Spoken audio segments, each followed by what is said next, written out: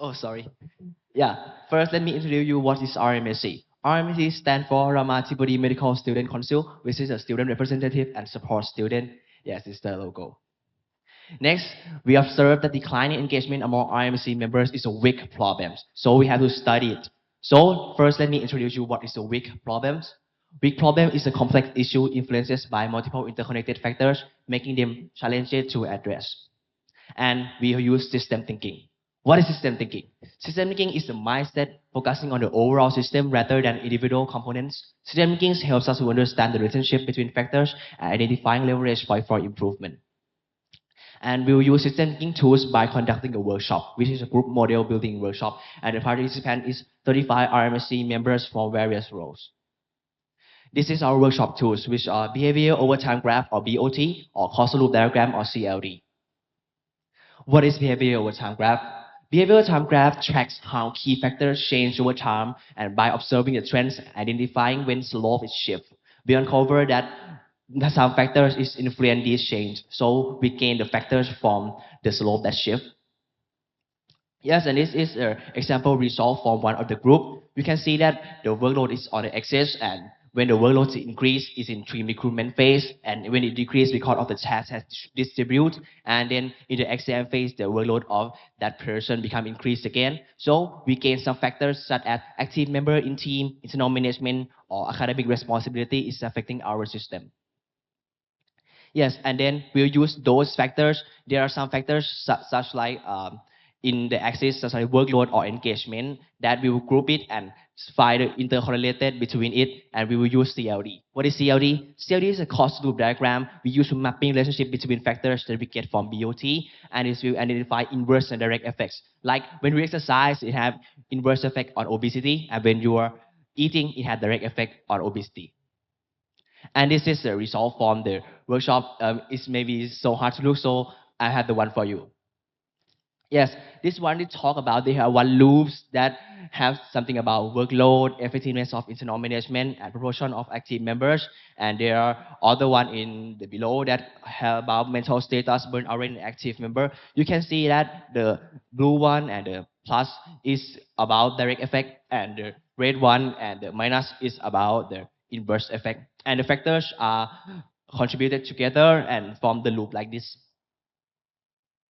Next, we will analyze our data by grouping the factors into three groups based on COMBI. What is COMBI model? COMBI model is one of the behavioral science model which refer from C, O, M to B. C is capabilities, O is opportunities, and motivation will lead to behavior. And our context behavior is engaging in RMBC. Yes, and we will group those factors in CLD to generate a COMBI model. And this is our result that we had gained. Let's froze in this screen for a little bit so you can start see it. You can see that it has a lot of factors that affecting the system. So I will explain you loop by loop to make you understand. The bottom one is building capabilities, maximizing opportunities, cohesive motivation, and there are one that called workload burden, which is the interrupting loop in our system. So I will explain you loop by loop. The first one is capabilities. You can see this loop is explain how members maximize their capabilities to engagement. You can see that there are factors like skill development, internal management, and self-evaluation that's reinforcing each other. And it will, the skill development will lead to capabilities, and the capabilities will lead to engagement. And the next loop is talk about how individual maximizing the benefit they get from each work. Let's talk about value. Yes, and the value alignment, individual motivation, seeking for new opportunities, optimization, and refining value, reinforcing each other, with the effectiveness of internal management from the previous loop also affecting. So you can see that the two loops is affecting each other, and it will strongly enhance your engagement. The last one is M. We talk about motivation. Yes, they have factors like engagement among members, quality of outcome, lead to recognition, lead to sense of belonging, leads to individual motivation, and lead to engagement again. You can see that in the three loop I mentioned you before, it talk about how engagement can be enhanced by this loop COM, and this is our intervention that you can put it to increase engagement in your faculty. The first one is implement a standardized self-assessment tools for members to identify the area for skill development. The second one is about help members clarify their personal values and align with team to maximize the benefits of work opportunities. And the third one is enhance a sense of belonging in student organization to promote engagement. However, there are still some the balancing loop. The balancing loop is the loop that make everything not go that not grow or not disrupt. This one is called workload burden. Yes, as you can see, there are some kinds of inverse effect and direct effect in one loop, not like the reinforcing loop before. First, we talk about the engagement. We have inverse effect on individual extracurricular workload, and the individual extracurricular workload will have a direct effect on individual overall workload, have direct effect on individual workload over threshold, and have direct effect on members' burnout rate. And member burnout rate will have the inverse effect on engagement among members. And you can see that the one on the right is academic workload, which is an uncontrollable constraint that increase individual workload as most people prioritize academic tasks first. Yes, and this is one of the systemic type. Systemic type is a pattern that recurring in some situation. In our context, systematic type is limit to success. It's talk about no matter how much we promote capability, opportunities, and motivation, workload burden still act as a constraint that disrupt growth. Yes, you can see that it's a reinforcing the COM right there and the workload right there. So the engagement will, it's they cannot maximize the engagement because of the loop on the right, the workload burden. Yes, and this is more systematic type that you can see. Yes, let me conclude the workflow for you. We use BOT to identify the key factors, and we use that factors to mapping by CLD and grouping it by COMB framework. System thinking empowers effective intervention in complex challenges. Thank you.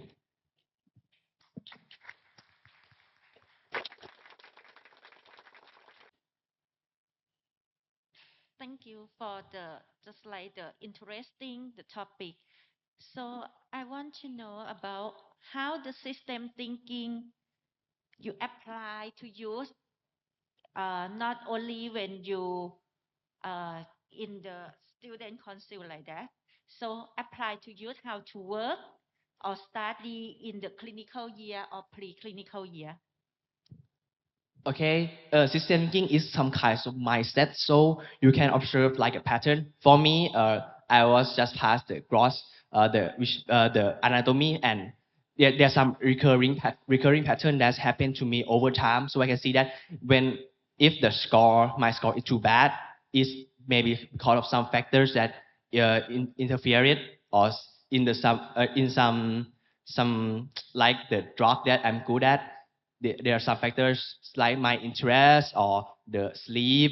Yes, so you can see that my knowledge that our life is like a system and there are factors influencing it. You can use this concept to apply to anything. So it seems that system thinking is beneficial to solve wicked problem, like you said. So Yeah. uh, if you can say something to your dean, do you what the result from your study that you can say to your dean to improve any engagement in your faculty? In this Yes, you can use this recommended guideline to enhance engagement. Uh, so you can see to your team that we use system thinking and everybody will understand the problem at the same time at the same page. And in our contact, participants still agree to this guideline to promote it because self-assessment, personal value, and sense of belonging is the factors that we easily to enhance, and there's a less of some kinds of conflict. So in Ramathibodi faculty, system thinking are taught in every students or only in the council? Uh, there's not like thought for every student, but we can use it to analyze the problem. So if the students acknowledge of the system thinking, I think it will be beneficial for that person to analyze something that go through their life or in their work.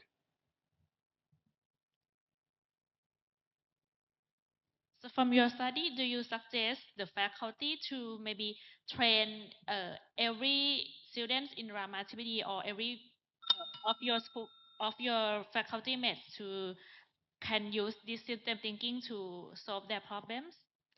Mm, I think uh, everyone can use it maybe too hard because they have time, they require time and effort to understand it. But I think if the student takes some concepts, such like there are some factors and there are some patterns, I think it will be beneficial for individual and all the faculty because of they can see the problem clearly and yes, they know which is the exact problem of the system. Thank you very much.